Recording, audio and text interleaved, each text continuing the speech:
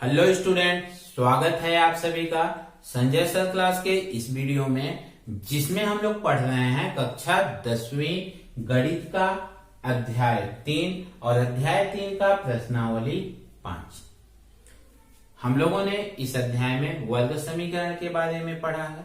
वर्ग समीकरण को हल करने के लिए 3 विधियों का अध्ययन किया है: गुणनखंड विधि, पूर्ण वर्ग विधि और सूत्र विधि।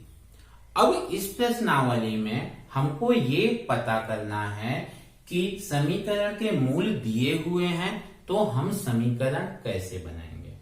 मतलब ये है कि हम लोग जब समीकरण को हल कर रहे थे तो हमको हमेशा दो आंसर प्राप्त हुए हैं, चाहे हम गुणनखंड विधि से हल किए हैं, चाहे हम पूर्ण वर्ग विधि से हल किए हैं, चाहे हम सूत्र विधि से हल किए हैं। लेकिन दोनों ही स्थितियों में हमें हर समीकरण के 2 आंसर प्राप्त हुए हैं।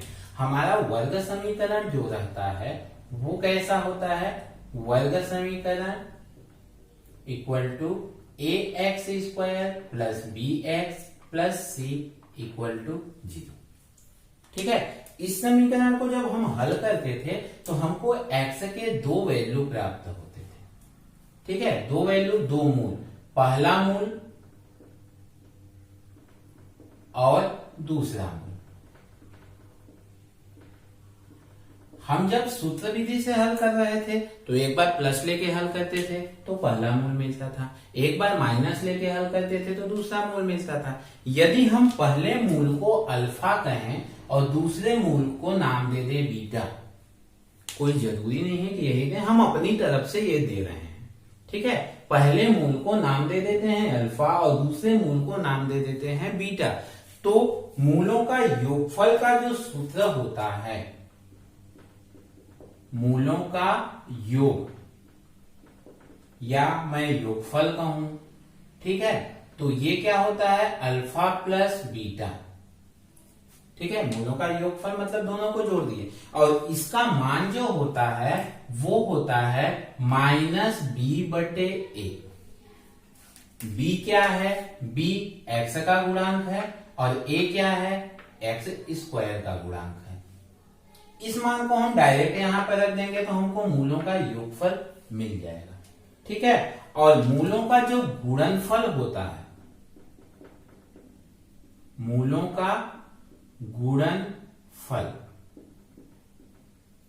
मूलों का गुणनफल अल्फा गुणे बीटा, गुणनफल मतलब गुणन हो गए, गुणा कर दिए, और इसका जो मान होता है वो होता है c बटे ए। c मतलब ये वाला c है और ये मतलब एक्स स्क्वायर का गुणांक है। ठीक है, और यदि हमको मूलों का योगफल दिया हुआ हो, मूलों का गुणनफल दिया हुआ हो, तो इसकी सहायता से हम वर्ग समीकरण बना सकते हैं। कैसे? तो वर्ग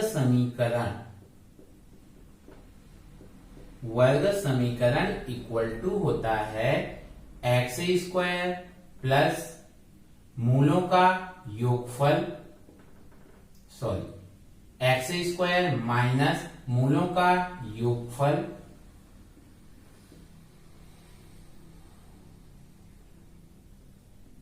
गुणा एक्स प्लस मूलों का गुणनफल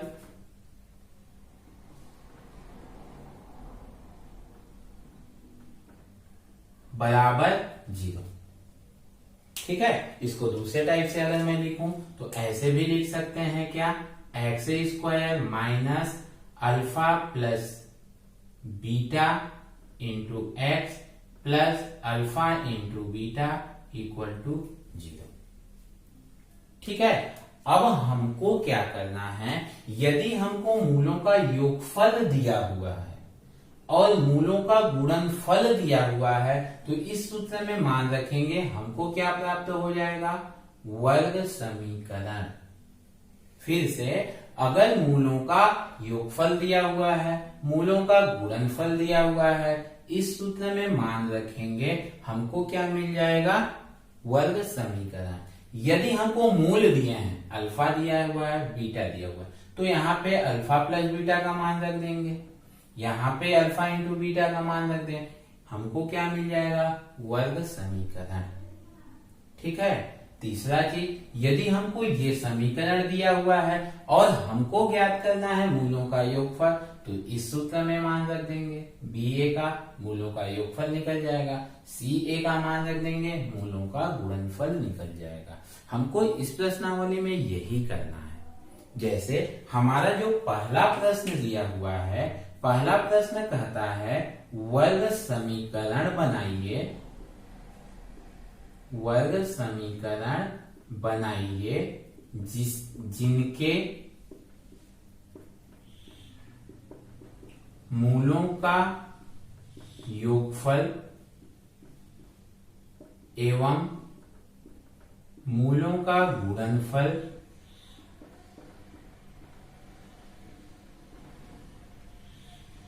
निम्नानुसार है, निम्नानुसार है। ठीक है, जो पहला का पहला प्रश्न दिया हुआ है, मूलों का योगफल बराबर -4 और मूलों का गुणनफल, मूलों का गुणनफल बराबर -12। हमको मूलों का योगफल दिया हुआ है, मूलों का गुणनफल दिया हुआ है, क्या बनाना है? वर्ग समीकरण बनाना है। वर्ग समीकरण मतलब इसमें मान रख दो मूलों का योगफल और मूलों का गुणनफल। ठीक है, वर्ग समीकरण बराबर क्या है? वर्ग समीकरण बराबर क्या है? एक्स स्क्वायर माइनस मूलों का योगफल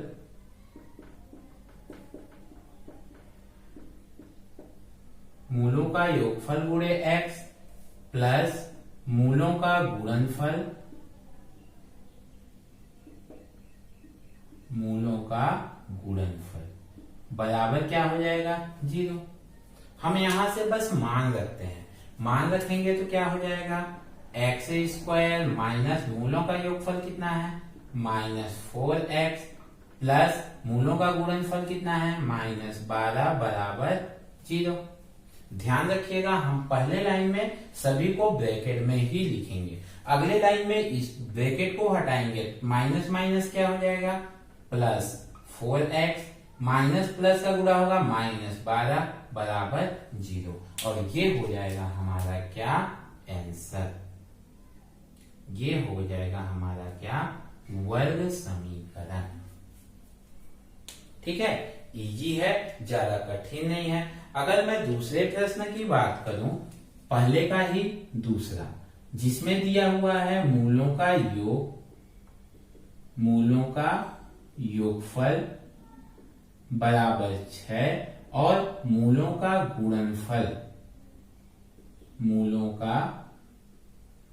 गुणनफल बराबर दे दिया है -9। ठीक है, इसको भी अब क्या करूं? सिंपल सा इसी सूत्र में मान रखूं, ऐसे ही बहुत आसानी से बनेगा। ठीक है, सूत्र को लिख देता हूं, क्या? वर्ग समीकरण इक्वल टू मूलों का equal to x square minus मूलों का योगफल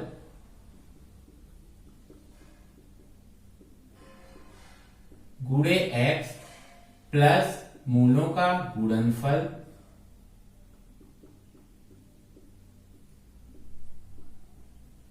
बराबर 0। मान रख दो बस, इसमें क्या हो जाएगा? एक्स स्क्वायर माइनस मूलों का योगफल कितना है? 6x प्लस मूलों का गुणनफल कितना है? -9 इक्वल टू 0। अब ब्रैकेट को हटा देते हैं तो क्या हो जाएगा? X square minus 6x minus plus का गुणा हो जाएगा -9 इक्वल टू 0। और ये हो जाएगा हमारा क्या? आंसर।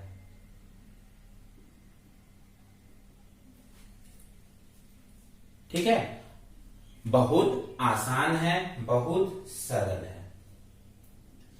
ठीक है, अब यदि हमको अल्फा और बीटा का मान दिया हुआ है, यदि अल्फा और बीटा का मान दिया हुआ है, हम पहले क्या करेंगे, मूलों का योगफल ज्ञात करेंगे। जैसे एक प्रश्न मैं दूसरा का बताता हूं, ठीक है। दूसरा जो कहता है कि वर्ग समीकरण बनाइए यदि मूल है, मूल मतलब अल्फा का मान दिया हुआ है और बीटा का मान दिया हुआ है, ठीक है।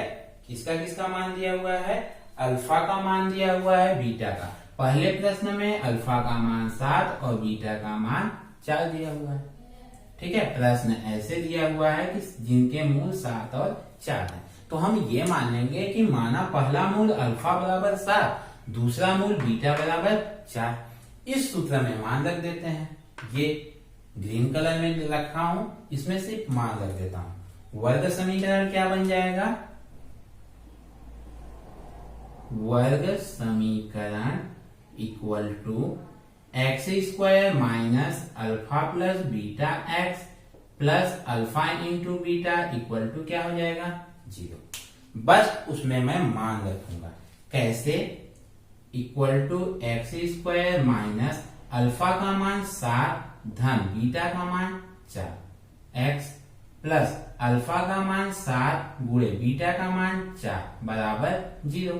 हल कर देते हैं, क्या होगा, एक्स स्क्वायर माइनस 7 4 11x 7 चौको 28 बराबर 0। ये हो गया हमारा आंसर, ठीक है। ये हो गया क्या हमारा आंसर, है ना बहुत इजी। हमको थोड़ा सा ध्यान से बनाना है, फिर ये प्रश्नावली एकदम मक्खन की तरह है, ठीक है। फटाफट आप फोटो खींचिए, फिर मैं प्रश्न नंबर 2 के बाकी प्रश्नों को बताता हूं। प्रश्न नंबर 2 के एक प्रश्न को मैंने बताया, अब प्रश्न नंबर 2 के दूसरा, चौथा, 5वां, 7वां और 10वें प्रश्न को लेता हूं। प्रश्न वही है कि वर्ग समीकरण बनाइए जिनके मूल निम्नलिखित हैं। मतलब दूसरे में जो दिया हुआ है, दूसरे में हम मान लेते हैं, माना अल्फा बराबर -5 और बीटा बराबर कितना हो गया, -11।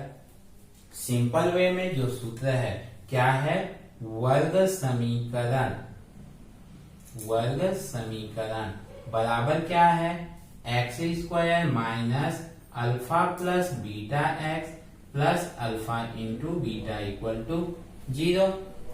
मान रखता हूं एक्स स्क्वायर माइनस अल्फा का मान -5 माइनस और प्लस माइनस हो जाएगा 11 इंटू एक्स प्लस अल्फा गुणे बीटा का मान -5 गुणे -11 बराबर क्या हो गया, 0 हो गया। हल करते हैं, क्या मिलता है देखते हैं। X square minus 11 5 minus minus है, क्या हो जाएगा, -16 एक्स प्लस माइनस और माइनस का गुणा होगा, क्या होगा, प्लस हो जाएगा। और 11 25 कितना हो जाएगा, 55 बराबर 0। ब्रैकेट को तोड़ देता हूं तो क्या हो जाएगा, x square minus minus plus 16x plus 55 बराबर क्या हो गया, 0। और ये हो जाएगा हमारा क्या, वर्ग समीकरण। ये हो जाएगा हमारा क्या, आंसर। ठीक है, बिल्कुल ऐसे ही चौथा भी है। चौथा प्रश्न क्या बोला है, चौथा प्रश्न है, मान लेते हैं यहां भी, माना अल्फा इक्वल टू 12 और बीटा इक्वल टू -24। इस समीकरण में मान रख देते हैं, ठीक है। वर्ग समीकरण बराबर क्या हो जाएगा, वर्ग समीकरण बराबर x square minus alpha plus beta x plus alpha गुणे बीटा बराबर 0। यही तो सूत्र है ये वर्ग समीकरण का। मान रख देते हैं हम, एक्स स्क्वायर माइनस अल्फा का मान 12 प्लस और माइनस का गुणा होगा, माइनस हो जाएगा 24 गुणे एक्स प्लस अल्फा का मान 12 बीटा का मान -24 बराबर क्या हो गया, 0 हो गया। यहां पर लिखता हूं, क्या हो जाएगा, ये एक्स स्क्वायर 12 में से 24 घटेगा, ठीक है। बड़ी संख्या 24 है तो 12 में घटेगा, कितना बचेगा, माइनस 12x और यहाँ पे गुणा होगा 12 का 24 में, तो कितना हो जाएगा प्लस 12 चौको 48 और 12 दूनी 24, 24 और 4 कितना हो जाएगा 28, 288। क्योंकि माइनस और प्लस का गुणा हो जाएगा हो रहा है तो क्या होगा माइनस बराबर 0। क्लियर है इतना। अब आगे कर देते हैं x square minus minus plus 12x minus plus minus 288 बराबर 0 और ये हो जाएगा क्या इसका आंसर। ठीक है। प्रश्न नंबर 5वां करता है। 5वां प्रश्न क्या बोला है, 5वां में भी मान लेते हैं, माना अल्फा इक्वल टू कितना बोला है 4/5। ठीक है। बीटा इक्वल टू कितना दिया हुआ है माइनस 3/5। हो गया इतना। अब इसी सूत्र में मान रखते हैं, क्या है वर्ग समीकरण बराबर x square minus alpha plus beta x plus alpha गुणे बीटा बराबर 0। रख देते हैं वैल्यू इसका, एक्स स्क्वायर माइनस अल्फा का मान 4/5 प्लस और माइनस हो जाएगा 3/5, एक्स धन अल्फा का मान 4/5 और बीटा का मान माइनस 3/5 गुणा कर दिए बराबर कितना हो गया 0 हो गया। ठीक है। इसका लघुत्तम लेते हैं। लघुत्तम में नीचे नीचे क्या है बराबर है तो क्या हो जाएगा 5, 5 एकम 5, 4 ऋण 3 गुणे x, इसका गुणा होगा तो कितना हो जाएगा धन 4 तिया 12 माइनस 12/5 बचे 25 बराबर क्या हो गया 0 हो गया। 4 में से 3 को घटा देते हैं तो एक्स स्क्वायर माइनस 4 में से 3 घटेगा 1/5x हो जाएगा, माइनस का गुणा हो जाएगा तो माइनस 12/25 बराबर 0 और ये हो जाएगा क्या आंसर। ठीक है। स्टूडेंट प्रश्न देखने में बहुत आसान है, बनाने में उससे भी ज्यादा आसान है, लेकिन कब जब आप बनाएंगे। अक्सर प्लस माइनस में इसमें गलती होने की संभावना ज्यादा रहती है और अक्सर बच्चे जब कॉपी चेक करने को मिलता है तो इन्हीं प्लस माइनस की गलती के कारण ही प्रश्न पूरे क्या होते हैं गलत हो जाते हैं। इसलिए थोड़ा दिमाग को शांत रख के आराम से बनाइएगा। प्रश्न बहुत आसान है, अक्सर 2 या 3 नंबर में ये प्रश्न आया करते हैं परीक्षा में। ठीक है। अगले प्रश्न को लेता हूं। अगला प्रश्न क्या बोला है 7वां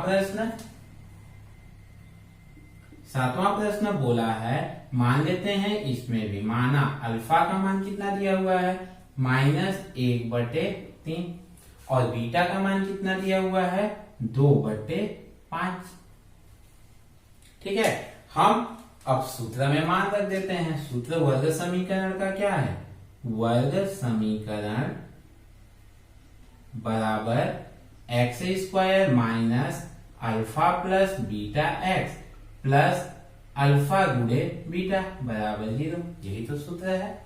अब अल्फा का मान रख देते हैं, एक्स स्क्वायर माइनस अल्फा का मान कितना है -1/3 प्लस बीटा का मान 2/5 गुणे एक्स प्लस अल्फा गुणे बीटा का मान, अल्फा का मान -1/3 गुणे बीटा का मान कितना है 2/5 बराबर कितना हो गया 0 हो गया। लघुत्तम लेते हैं 3 और 5 का, कितना आएगा लघुत्तम 5 तिया 15 आएगा। 3 से भाग देंगे, 3 बच्चे 15, 5 आया, 5 में 1 का गुणा करेंगे -5 एकम 5 प्लस 5 से भाग देंगे 5 तिया 15, 3 का 2 में गुणा करेंगे तो 2 तिया 6 गुणे x धन यहां गुणा करेंगे माइनस प्लस माइनस 2 एकम 2/3 बचे 15 बराबर कितना हो गया 0 हो गया। अब हल करते हैं एक्स स्क्वायर माइनस 6 में से 5 घटेगा 1, बड़ी संख्या में प्लस चिन्ह है, प्लस हो जाएगा, बटे 15 गुणे एक्स, यहाँ पे माइनस प्लस का गुणा माइनस 2/15 बराबर क्या हो गया 0। चूंकि इसके बटे में भी 15 है, इसके बटे में भी 15 है, तो हम पूरे में 15 का गुणा कर देंगे। इसमें गुणा करेंगे 15x का घात 2 माइनस इसमें गुणा करेंगे तो 15 और 15 कट जाएगा, तो बचेगा क्या 1x, इसमें गुणा करेंगे तो 15 कट जाएगा, बचेगा -2 बराबर 0 में गुणा करेंगे 15 शून्य शून्य हो जाएगा। और ये हो जाएगा हमारा क्या प्रश्न क्रमांक 7 का आंसर। ठीक है, मैंने लगभग सभी प्रकार के प्रश्नों को कवर करने का कोशिश किया है ताकि आप किसी भी प्रश्न में न रुके। एक प्रश्न बच गया, प्रश्न नंबर 10। ठीक है, इसको आप फटाफट फोटो ले लीजिए, फिर मैं प्रश्न नंबर 10 को बताता हूं और इस प्रश्नावली के प्रश्न नंबर 3 को भी। प्रश्न नंबर 10 को देखते हैं कि 10 में मान लेते हैं कि माना अल्फा कितना हो गया 6 + √5। ठीक है, बीटा का मान दूसरा मूल कितना हो गया 6 - √5। ठीक है, अल्फा प्लस बीटा पहले ज्ञात कर लेते हैं हम। अल्फा प्लस बीटा का मान, अल्फा प्लस बीटा मतलब 6 + √5, अल्फा का मान हो गया, प्लस बीटा का मान 6 - √5 हुआ, प्लस माइनस √5 कट जाएगा, तो 6 और 6 कितना हो जाएगा 12। ये किसका मान आया अल्फा प्लस बीटा का मान आया। अल्फा गुणे बीटा का मान क्या हो जाएगा, अल्फा गुणे बीटा में 6 + √5 इंटू 6 - √5। ठीक है, यहाँ पर क्या सूत्र लगेगा, यहाँ पर सूत्र क्या है a + b गुणे a - b बराबर क्या होता है a² - b² होता है। तो जब ये होता है तो ये क्या हो जाएगा 6 का स्क्वायर माइनस √5 का स्क्वायर, और 6 का स्क्वायर मतलब 36, √5 का स्क्वायर मतलब √ हट जाएगा, 5 बचेगा, और 36 में से 5 गया क्या हो गया 31। अब मान रख देते हैं, वर्ग समीकरण का मान क्या है, वर्ग समीकरण इक्वल टू होता है x² plus minus alpha plus beta x plus alpha into beta equal to 0। x² minus alpha plus beta का मान कितना है 12, x प्लस अल्फा गुणे बीटा का मान कितना है 31 बराबर क्या हो गया 0, और ये हो गया क्या हमारा आंसर। ठीक है, आसान है तब जब अल्फा और बीटा का मान दिया हुआ है, इस सूत्र में रखेंगे और बना लेंगे। ठीक है, अब प्रश्न नंबर 3 देखिए, जो कहता है निम्नलिखित वर्ग समीकरणों के मूलों का योगफल एवं गुणनफल ज्ञात करना है। ठीक है, अगर मैं पहले प्रश्न को लूं तो पहला प्रश्न है 3x² plus 7x plus 1 equal to 0। ठीक है, इसका मानक समीकरण क्या होता है ax² plus bx plus c equal to 0 से तुलना करें। तुलना करने पर a बराबर कितना होगा, a के जगह पर कितना है 3 है, b के जगह पर कितना है 7 है, और c के जगह पर कितना है 1 है। अब मूलों का योग का क्या सूत्र होता है, मूलों का योगफल, मूलों का योगफल बराबर -b/a, b का मान 7 तो -7/a का मान 3। ठीक है, मूलों का फिर गुणनफल, मूलों का गुणनफल, मूलों का गुणनफल का क्या सूत्र है c/a, c का मान 1 और a का मान 3। इजी है, यही करना है, सिर्फ यही करना है अपने को। प्रश्न नंबर अगर दूसरे को देखूं तो दूसरा दिया हुआ है क्या 2x square minus 2x plus 3 equal to 0। यहाँ अगर इस समीकरण से हम तुलना करें तो a का मान कितना है 2 है, b का मान कितना है -2 है, c का मान कितना है 3 है। मूलों का योग निकालते हैं, मूलों का योगफल बराबर -b/a, माइनस b का मान -2 बटे a का मान 2, 2 से 2 कट जाएगा, माइनस माइनस प्लस 1 हो जाएगा। फिर मूलों का गुणनफल, मूलों का गुणनफल का सूत्र क्या है c/a, c का मान 3, a का मान 2, मतलब क्या हो गया गुणनफल 3/2। ये क्या हो जाएगा आंसर हो जाएगा। ठीक है, अगले प्रश्न को अगर लूं मैं चौथे प्रश्न में समीकरण दिया हुआ है 2x square minus 2√6x plus 3 equal to 0। तुलना करें इस समीकरण से तो a का मान कितना हो जाएगा, यहाँ a का मान 2, b का मान -2√6 और c का मान 3 मान रख देते हैं। तो मूलों का योगफल का सूत्र क्या है -b/a, b का मान रख देते हैं -2√6 बटे a का मान 2, 2 से 2 कट जाएगा, माइनस और माइनस प्लस क्या हो जाएगा √6। फिर मूलों का क्या निकालना है गुणनफल, तो मूलों का गुणनफल इक्वल टू c/a, c का मान कितना है 3, a का मान कितना है 2, ये क्या हो जाएगा मूलों का गुणनफल। ठीक है स्टूडेंट, ये प्रश्न कहूं या ये प्रश्नावली कहूं बहुत ही आसान है। हमको ध्यान ये रखना है कि हमको स्टेप बाय स्टेप आराम से बनाना है। कभी कभी ये होता है कि हम प्रश्न को देखते हैं और हड़बड़ा जाते हैं कि प्रश्न तो हमसे बन रहा है, अब उसी ओवर कॉन्फिडेंस में हम कहीं पे भी माइनस प्लस में गलती कर देते हैं और हमको ओवर कॉन्फिडेंस की वजह से उस माइनस प्लस को हम दोबारा चेक भी नहीं करते हैं और ऐसी स्थिति में हमको पता ही नहीं चलता कि हम गलत बनाए हैं। जब रिजल्ट आता है हम देखते हैं कि नंबर कम है, हमको पता ही नहीं है कि किस प्रश्न में हमने क्या गलती किया था। इसलिए प्रश्न को आराम से समझिए, सोचिए, इसके बाद बनाइए। स्टेप बाय स्टेप बनाएंगे तो कहीं पे भी किसी भी प्रकार का गलती होने की संभावना नहीं है। आई होप आपको आज का ये वीडियो, आज का ये प्रश्नावली समझ में आ गया होगा। वीडियो कैसा लगा कमेंट्स बॉक्स में कमेंट्स करके जरूर बताइएगा। आपके कमेंट से हमें और भी अच्छे वीडियो बनाने का मोटिवेशन मिलता है। वीडियो पसंद आया होगा तो लाइक कीजिए, चैनल को सब्सक्राइब कीजिए और ज्यादा से ज्यादा दोस्तों से शेयर कीजिए। आज के लिए बस इतना ही। Thank you for watching.